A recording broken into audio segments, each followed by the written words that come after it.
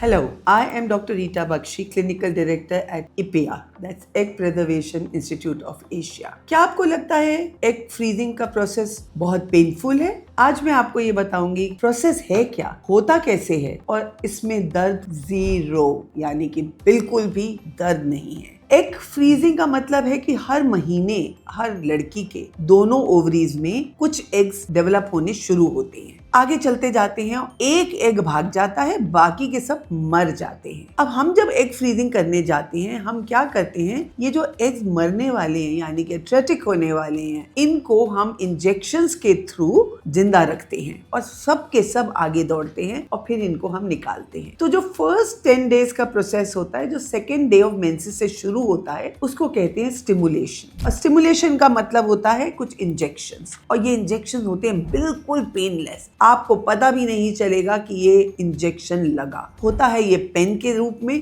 Pen बहुत easy होता है लगाना। पूरे दुनिया में अगर best way to give an injection, it is a pen. इस पेन में ये बारीक सी नीडल लगाई जाती है आगे, and then like a pen it is injected into your abdomen। आप खुद भी लगा सकते हैं, आपको कोई लगाने भी आ सकता है, कोई नर्स भी लगा सकती है। ये इंजेक्शन आप ही के पास होंगे, आप जब एक टाइम फिक्स करेंगे उस वक्त ये इंजेक्शन लगाएंगे। अब इंजेक्शन का पेन इज द ओनली, अगर आप दर्द कहते हैं पूरे प्रोसेस में, जो मैं आपको 100% गारंटी देती हूँ कि ये पेन हार्डली एनी, मतलब एक जैसे एक किसी मच्छर ने काटा हो इतना सा पेन है। इसके बाद आपको बीच बीच में ये जो 10 दिन के इंजेक्शन होते हैं, आपको चौथे 5वें दिन में अल्ट्रासाउंड करके दिखाना पड़ेगा कि एग्स का साइज क्या है, इंजेक्शन बढ़ाने हैं, घटाने हैं, क्या करना है। Once you are through the 10 day process, then इसके बाद एक इंजेक्शन होता है जिसको हम ट्रिगर शॉट कहते हैं। ये शॉट लगने का मतलब होता है जो एग है आपके उस जो फॉलिकल या थैली है उससे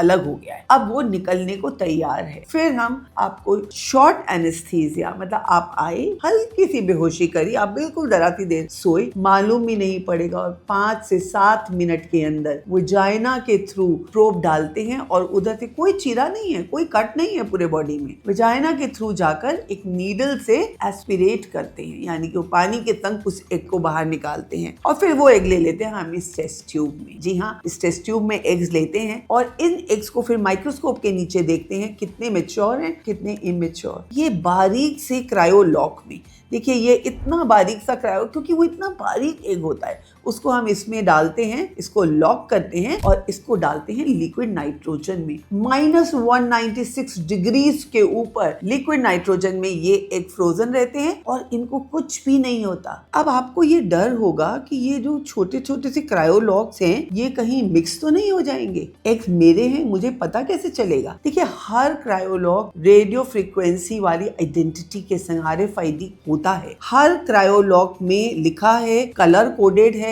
ये मिक्स नहीं हो सकते। दूसरी चीज ये है कि आपके जो क्रायो कंटेनर्स हैं वो भी टोटली पावर बैक्ड अप होते हैं। देयर आर अलार्म्स, अगर अभी लिक्विड नाइट्रोजन कम हुआ तो अलार्म्स हैं जो एम्ब्रियोलॉजिस्ट को, क्लिनिशियन को, हर किसी को पता चलेगा कि यहाँ पावर में प्रॉब्लम आई है। Anyway, everything is double power back, but still just to for you to understand is not only are your eggs colour coded, bar coded very securely, but also the containers that are there are also power backed and securely kept. So please don't get this that your eggs can get mixed up, because there is a lot of security. Even it is not one embryologist but 2 embryologists who double sign, so there is absolutely no chance of getting a mix up. Am I giving the right protocol? It is very important, and this is where experience counts. Some people will get only 1, some will get 2, some will get 10. What is the difference and how does it happen? It's only because of the amount of medication, the type of medication, and the way the medication is given, which is different. And this is where